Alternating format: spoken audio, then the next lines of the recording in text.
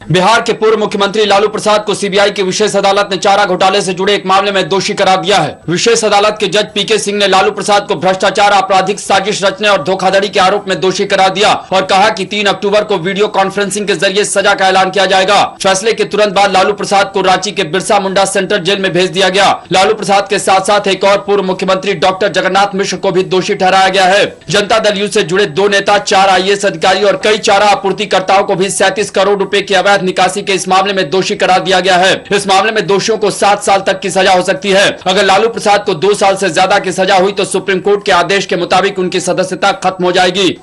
लालू प्रसाद के साथ रांची पहुंचे उनके छोटे बेटे तेजस्वी यादव ने कहा है कि वे और उनकी पार्टी अब इस मसले को जनता की अदालत में ले जाएंगे। उन्होंने यह भी कहा कि फैसले के खिलाफ ऊपर की अदालत में अपील की जाएगी। तेजस्वी ने कहा कि चुनाव से पहले साजिश करके उनके पिता को फंसाया गया है। लालू प्रसाद की पार्टी राष्ट्रीय जनता दल के दूसरे नेताओं ने भी कहा है कि इससे पार्टी मजबूत होगी। पार्टी के सांसद प्रभुनाथ सिंह ने कहा कि लालू प्रसाद जब भी जेल गए हैं उनके लौटने के बाद पार्टी को और ज्यादा ताकत मिली है। पार्टी के एक और सांसद व वरिष्ठ नेता रघुवंश प्रसाद सिंह ने कहा कि इससे पार्टी के समर्थक एकजुट होंगे। कांग्रेस पार्टी ने सदी हुई प्रतिक्रिया में सिर्फ इतना कहा है कि अन्यायिक प्रक्रिया है, उसे अपने आप चलने देना चाहिए। जनता दल यू के राष्ट्रीय प्रवक्ता केसी त्यागी ने कहा है कि उनकी पार्टी फैसले का स्वागत करती है। उन्होंने कहा कि लालू प्रसाद से उनकी पार्टी का सैद्धांतिक मतभेद है, कोई निजी मतभेद नहीं है। जबकि भाजपा ने फैसले पर खुशी जताते हुए कहा कि बिहार की खुली लूट का संज्ञान लेते हुए अदालत ने फैसला दिया है।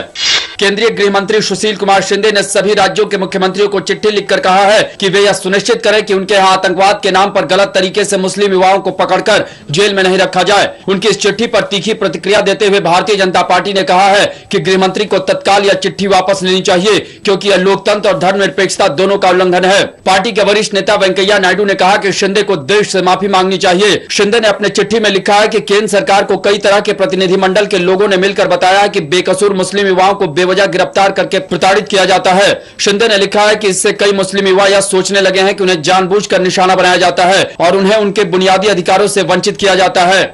पाकिस्तान के प्रधानमंत्री नवाज शरीफ ने अमेरिका में प्रधानमंत्री मनमोहन सिंह से हुई मुलाकात को सार्थक मुलाकात बताया। उन्होंने कहा कि दोनों देशों के द्विपक्षीय मसलों को सुलझाने का एकमात्र रास्ता बातचीत ही है। पाकिस्तानी रेडियो के हवाले से आई खबर के मुताबिक दोनों नेताओं के बीच कश्मीर और सर्किट सहित सभी मसलों पर बात हुई। इस बीच भारतीय विदेश मंत्री सलमान खुर्शीद ने कहा है कि प्रधानमंत्री मनमोहन सिंह एक बार शरीफ पर विश्वास करके संघर्ष विराम को निभाने और अपनी जमीन से भारत विरोधी गतिविधियों को रोकने का पाक को एक मौका देना चाहते हैं। खुर्शीद ने कहा है कि भारत विरोधी विषाणु की जड़ें पाकिस्तान में हैं और उसे खत्म किया ही जाना चाहिए। खुर्शीद ने इस बात का भी खंडन किया कि प्रधानमंत्री ने अमेरिकी राष्ट्रपति बराक ओबामा से मुलाकात में पाकिस्तान की शिकायत की थी।